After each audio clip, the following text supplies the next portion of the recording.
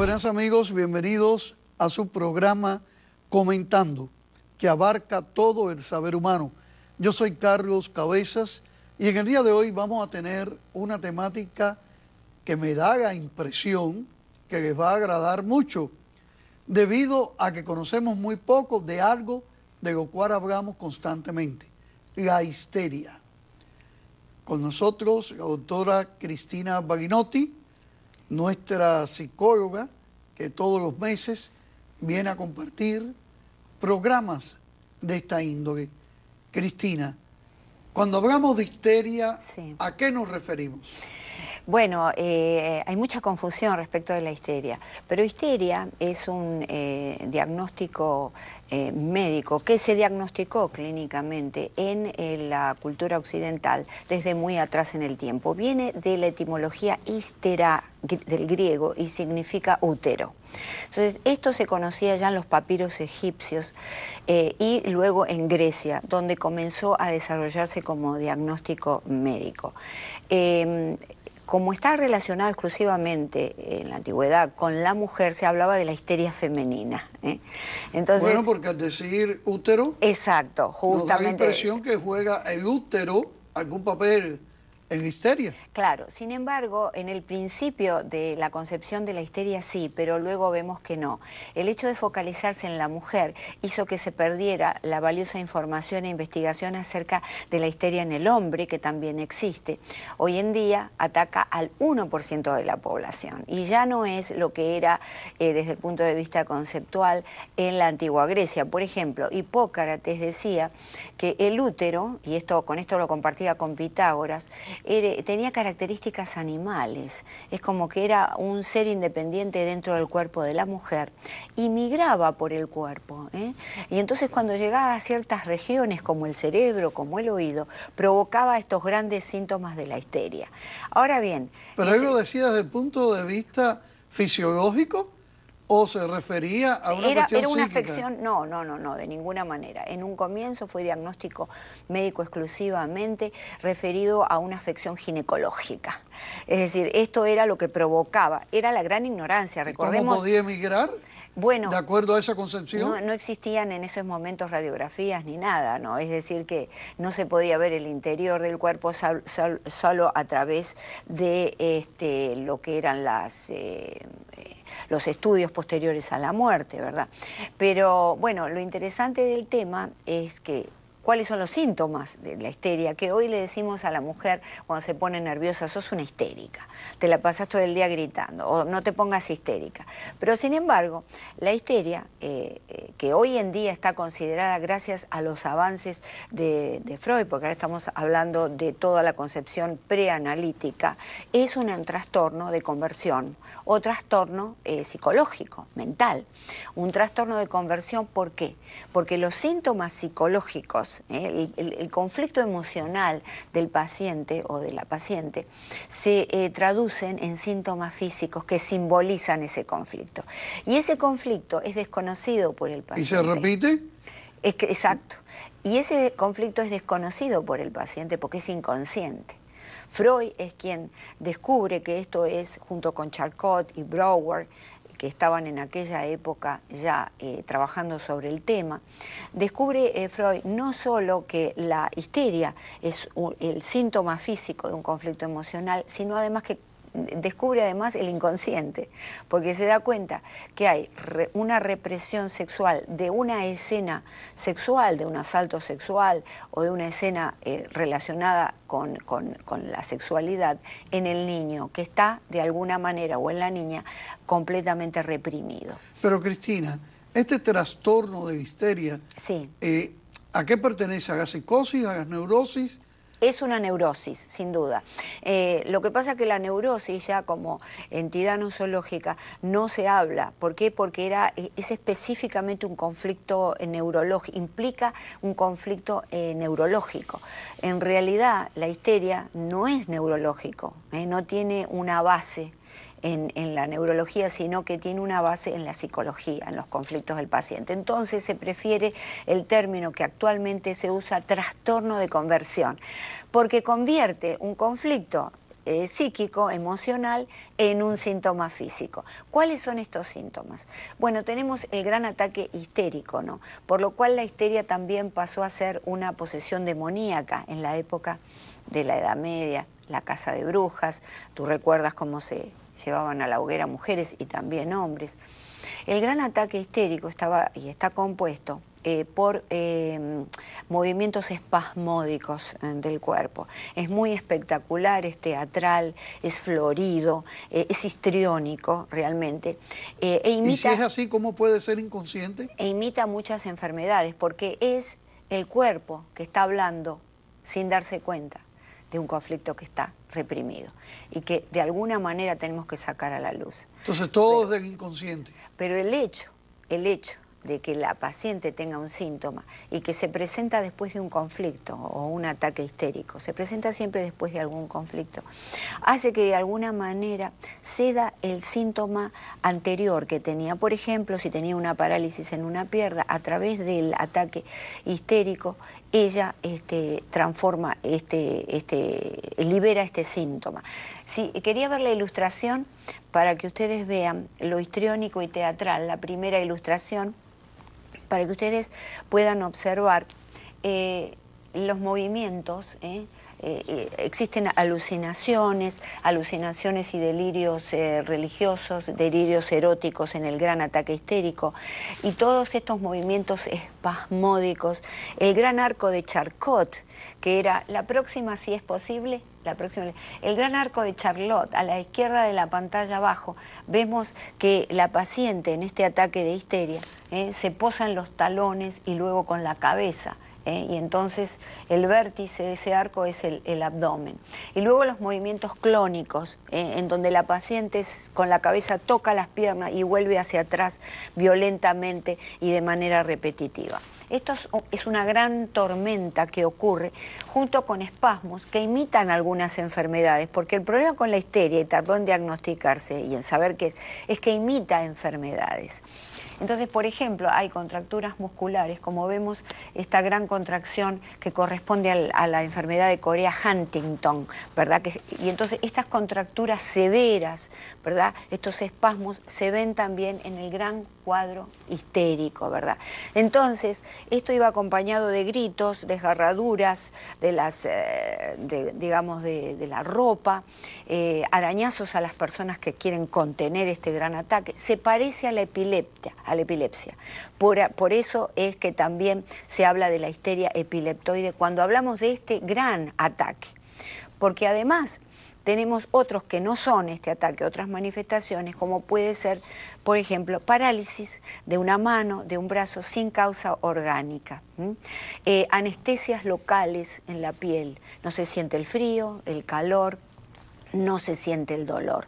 Vale decir que todo esto lleva realmente a una gran confusión, ¿verdad? Pero hay una cosa que no entiendo, y es que si pertenece al inconsciente, ¿cómo es que casi todos estos ataques se dan siempre delante de personas de quien puede ser testigo de lo que está ocurriendo? Bueno, justamente, porque hay un conflicto emocional que tiene que expresarse y se expresa a veces frente a personas significativas, personas que a su vez tienen una relación con ese conflicto o tienen una relación psicológica, emocional con la paciente o con la persona, ¿verdad? Hay otra clase también de síntomas que es la histeria disociativa, el trastorno disociativo, en donde no existe nada de esto. Pero la persona siente muchas veces que pierde la memoria, no sabe quién es. Luego la recupera. Y también confunde su propia identidad con varias identidades. De ahí que surge de personalidad múltiple. Y el hecho de que este gran ataque histérico se diera muchísimo es lo que llevó a pensar que estas personas estaban realmente poseídas por el demonio. Lo vemos en las películas de terror, lo hemos visto en infinidad de muestras. Bueno, hay una realidad, existe la posesión diabólica, indiscutiblemente, pero existe mucha histeria en el camino. Es decir, que hay que esto investigarlo muy en profundidad para deslindar un origen de otro, ¿verdad? Entonces, estábamos en el tema de la etiología y vemos que en la época victoriana había una gran represión sexual, porque en el fondo este conflicto de la histeria tiene algo sexual latente. Por eso lo del útero al comienzo. Por eso lo del útero al comienzo, ¿verdad? Entonces, en la época victoriana, en donde había una gran necesidad de dividir esto de el sexo para la reproducción o el sexo para el placer. Y entonces el prototipo de la mujer era aquella mujer desapasionada, que solamente tenía relaciones para tener un hijo. Y entonces ocurre allí, en esa época, una gran eclosión de histeria, ¿no? Y esto lo había visto ya inclusive Platón, ¿no? Platón decía que la cura para la histeria era que la mujer se casara y que tuviera un hijo, ¿verdad? Que tenía que ver con la abstinencia sexual. Esto ya lo habían prefigurado los griegos. Y entonces, en la época victoriana, un gran médico, la próxima, por favor, ilustración, un gran médico, Joseph Mortimer, descubre un vibrador. Es un vibrador para relajar los músculos de todo el cuerpo, ¿no? Y estar mejor. Resulta que él después se espanta cuando este vibrador es utilizado, y 10 años antes que se inventara la limpiadora de pisos o la aspiradora, lo utilizaran como un medio, digamos, para relajar la tensión sexual de la mujer. También las comadronas solían dar masajes pélvicos. Bueno, entrando el siglo XX, ¿verdad? Y Freud, perdón, el siglo XIX, mediados del siglo XIX, y Freud comienza a hacer sus estudios, ¿no? Y descubre justamente que esta manifestación es un trastorno severo, en donde la paciente está de alguna manera reprimiendo algo, que esa represión aparte quiere mantenerla, que la histeria o la histérica no es una imitadora, no es una simuladora. La enfermedad, digamos, el cuadro histérico simula una enfermedad, pero el paciente o la paciente no son simuladores, no saben que están simulando. Sencillamente esto es una expresión del inconsciente que siempre está ahí pulsando, vivo, presente, cuando un conflicto arriba a él y queda reprimido. Entonces, es la manera, por ejemplo, así como los sueños, así como los actos fallidos. Bueno, esto en este caso, esta enfermedad viene a ser como una puerta que se abre del inconsciente y se expresa no donde se debe expresar, porque ¿cómo debiera ser? Que la paciente diga, me pasó tal cosa en la infancia, y entonces, pero si la paciente es capaz de decir eso, no tiene el síntoma, porque el síntoma es siempre la manifestación de aquello reprimido. O sea, esto va de los psicológico a lo fisiológico, pero vuelve después de lo fisiológico a lo psicológico. Empieza con un diagnóstico médico en la medicina occidental, un diagnóstico clínico, y termina siendo un diagnóstico psicológico, un trastorno de conversión. Es decir, que se pasó por mucho para llegar a arribar a esto. Freud decía que había fantasías sexuales reprimidas en la infancia, ¿verdad? Y después abandonó esta primera teoría. Bueno, pero es que Freud tenía una idea fija con la cuestión del sexo y de la infancia, y posiblemente recurría a esto como primera respuesta a cualquier trastorno. Pero a lo largo de toda la historia de la histeria siempre estaba de base, desde su etimología, un problema con la sexualidad femenina. Es decir, ya yo te decía, entre los griegos se hablaba que las mujeres necesitaban justamente casarse. Y lo que se aconsejaba en la época victoriana también era casarse. Y Platón andaba por lo mismo. Y Platón, entre las viudas, lo había visto, y entre las mujeres solteras. Entonces, luego pero abandona... Yo conozco a muchas religiosas que son célibes, que no están casadas, por supuesto, y que no son histéricas. Bueno, pero porque tiene que ver, no te olvides, que es un conflicto que ha sucedido en la infancia. Y esto hay que rever, claro, amerita un programa completo, la revisión completa de la teoría, ¿verdad?, de freudiana. Y es que a veces es una escena real, que hace un asalto a una niña, que fue un hecho muy traumático en la infancia. Entonces, tan traumático, no lo puede soportar y lo entierra en el inconsciente. Y después, más grande, en la pubertad, en la adolescencia, se conecta con la vida sexual, con la eclosión digamos, sexual, y entonces es allí donde aparecen o pueden aparecer los síntomas. Pero Freud dijo también, puede haber con esto no descubre la realidad psíquica del hombre, porque dice, a veces esos conflictos no pasaron, ese asalto no sucedió, sino que fue una imaginación del niño en relación con el complejo de Edipo. ¿Y no puede ser también copiar de la experiencia de alguien? Bueno, estos síntomas emergen y como podrás ver en el gran arco de Charcot que vimos en donde la paciente se arquea de esa manera, eso no se puede hacer si no es bajo el influjo de un trastorno severo. Si no se puede imitar, digamos, ¿no? Hoy en día se puede imitar de golpe con efectos visuales en el cine. Bien, sin caer en Jung directamente, pero ¿no hay un consciente colectivo? Bueno, existen histerias colectivas, sí, por supuesto, siempre lo hemos hablado. Existe un inconsciente colectivo, que es la memoria completa de la humanidad. Entonces, allí están todo lo que nos ha sucedido como humanidad. Ese es el inconsciente colectivo. El inconsciente personal es el inconsciente de todas las cosas que nos han sucedido de manera individual. Esa es la diferencia. Ahora, quisiera la otra ilustración, porque ocurre que en 1997, bueno, se dice que 1990 es la década de las neurociencias, de la neuropsiquiatría cognitiva, algunos la llaman. Tú sabes que las neurociencias son un gran aporte a la psicología, ¿verdad? Porque tienen herramientas como las herramientas estructurales, es decir, los estudios estructurales y los estudios funcionales. Los estructurales tenemos, bueno, por ejemplo, las radiografías, ¿no? Los electroencefalogramas, mejor dicho. Los estudios ya funcionales son las tomografías computadas por emisión de positrones, las tomografías computadas por emisión de positrones individuales y los fMRI o las resonancias magnéticas. A través de eso vemos el cerebro en movimiento por el flujo sanguíneo, por el oxígeno. Entonces vemos como videitos del movimiento. Y las neurociencias estudian la histeria también.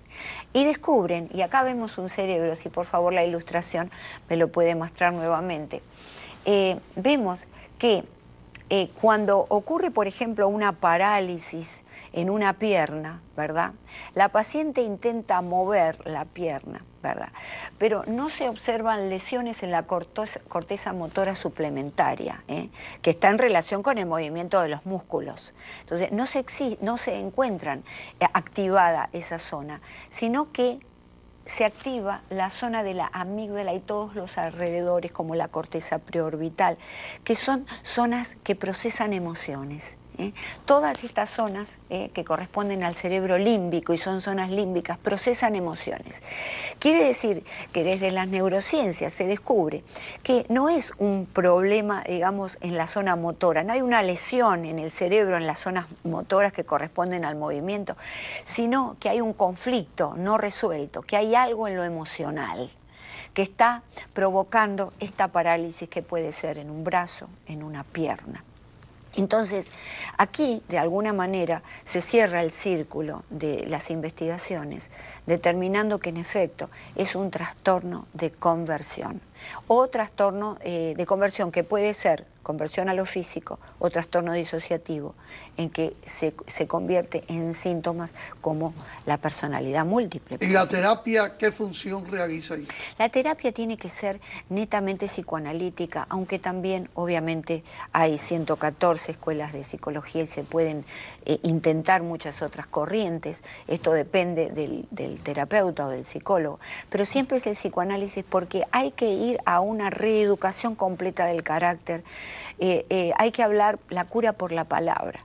Sabes que cuando la histeria tiene mucho que ver con la hipnosis, que la había desarrollado Charcot en estos casos, ¿verdad? Pero Freud la lleva más allá. De la hipnosis pasa a la sugestión, ¿no? La hipnosis te abre la puerta para recibir la sugestión, que es la sugerencia de algo que tienes que hacer. Pero primero viene la hipnosis. Pero puede haber una sugestión social que influya en esta histeria? Sin duda, en los pueblos, por ejemplo, minusválidos, en los pueblos con trastornos económicos severos, como anterior a la venida de Hitler, la Segunda Guerra Mundial, como ha sucedido en muchos países, ocurre como una hipnosis colectiva en que la gente abre su mente, abre su corazón para recibir la sugerencia de cualquiera que los vaya a sacar de esa crisis. Y allí es donde entran los tiranos y allí es donde entran las dictaduras, ¿verdad? ¿Por qué? Porque la gente está abierta a esa sugerencia. El psicoanálisis realiza su función, pero el psiquiatra no tiene nada que ver ahí. El psiquiatra puede ser psicoanalista, de hecho la mayoría de los psiquiatras No, son pero me psicoanalistas. refiero a la psiquiatría, Sí. el querer Bueno, tratar este trastorno a base de medicamentos. no, el psiquiatra es un médico en principio que generalmente, bueno, se especializa en psicoanálisis, pero tienen muchas otras especialidades y lo que hace es dar la cura por la palabra, induce, habla con la paciente, la invita justamente a hablar para que emerja su conflicto a través de la asociación libre, en el caso del psicoanálisis, ¿verdad? Y también le da la posibilidad de medicarla en casos graves, ¿verdad? En casos en que, bueno, estamos hablando, por ejemplo, de una psicosis, ¿no? Que no es este el caso, este vendría a ser una neurosis, pero tiene algunos delirios y algunas alucinaciones sobre el final del gran ataque histérico que se asemeja a una epilepsia, como vimos al comienzo. O sea, vamos a decirlo así, una persona que presenta o rasgo o que tiene paranoia, es alguien que sale de este ritmo de trastorno. Bueno, la paranoia es un trastorno psicológico, ¿no? Sí, sí, el paranoico se puede tratarse desde luego. Digo, pero no es casos, neurótico. Es psicótico. Bueno, no, el paranoico no. El paranoico es aquel individuo que se siente perseguido por algo. Puede llegar a algún cuadro de psicosis, ¿verdad? Porque, por ejemplo, la psicosis, la principal de la psicosis es la esquizofrenia, que a veces es esquizoparanoide, a veces tiene como rasgos paranoicos y entonces al montarse, ¿no? al conectarse con la esquizofrenia, produce alucinaciones y puede ser un rasgo psicótico que tiene que ser medicado. Por otro lado, quería comentarte que hoy en día, desde el nivel divulgativo de la información, no desde la epistemología científica, pero desde lo divulgativo, vemos que la persona histérica es la persona seductora, es la persona un poco narcisista, veleidosa, generalmente mujer, aunque existen hombres, un poco infantil, muy confiada en los demás y que seduce, muy preocupada, mujeres que pasan horas frente al espejo y no, por supuesto, se resiente toda su actividad laboral, y que intentan seducir y cuando la persona seducida quiere una relación con ellas, se abstienen y se alejan. Es decir, es nada más que ese juego de seducción, para lo cual no solo le decimos histérica de manera divulgativa a la mujer irritable que grita, sino aquella que seduce y luego no condice, no acepta los deseos del seducido. Bien, desde el punto de vista más aferrado a la tierra, a nuestra experiencia diaria de relaciones interpersonales, ¿cómo podemos vislumbrar que alguien es histérico? Bueno, lo que te estaba diciendo recién, esto es bien de la vida de todos los días porque estamos cansados de ver mujeres así y hombres así.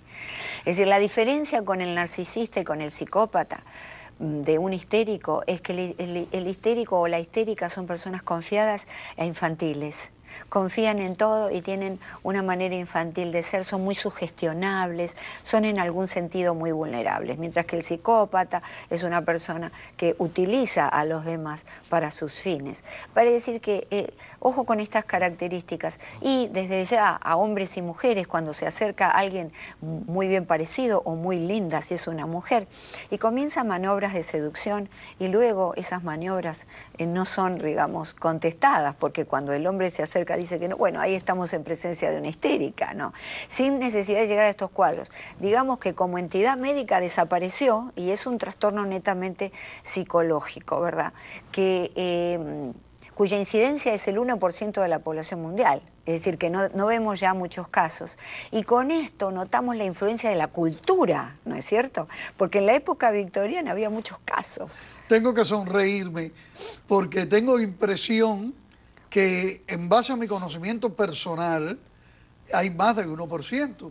Bueno, lo que pasa es que se confunden con los psicópatas, que son seductores, que son amables, que son personas entradoras, como decimos en Argentina, ¿verdad? Y que una vez que nos tienen bajo su égida, bajo sus garras, nos usan, nos utilizan. Y son seductores, son buen mozos y están siempre muy acicalados y mujeres muy bonitas, ¿eh? Esto es lo que pasa generalmente. Entonces se confunden los dos cuadros.